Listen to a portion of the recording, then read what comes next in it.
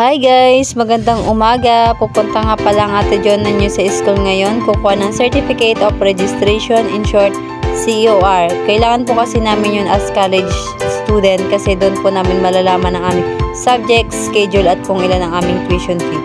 Naglalakad na po pala ang Ate Jonah nyo yan papuntang kanto ng mag-isa kasi wala po siyang tagahatid. Pero okay lang, sanay naman po ang Ate Jonah nyo. Sana all kasi sa may mga tagahatid dyan, sana hindi kayo mawala ng gasolina at masiraan. Uy, charot lang. So, ayan, nakarating na tayo sa kanto guys. And then, naghihintay na lang po pala tayo dyan ng masasakyan natin papuntang school. At malalaman nyo rin po ang aking pinapasukang school.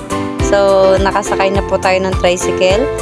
So, mga ilang minuto lang po ay makakarating na po tayo sa school namin. So, bali, hintay-hintay lang guys, and then andito na po tayo sa school namin dito sa Paradigm Colleges of Science and Technology Incorporated or PCSTI. May nakikita po kayo mga upuan dyan kasi dyan po kami pipila mamaya-maya. At ito na nga po pala ang mga BSHM department.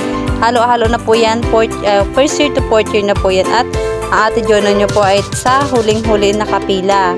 So bali, hassle po talaga yung araw na yan. And then yan po yung aming enrollment clearance. Kailangan pirmahan po yan lahat para makuha namin yung aming COR. So, ayan guys, nagabihan na po pala ako niyan at naghihintay na rin po ako niyan ng masasakit. So, bali hanggang dito na lang guys.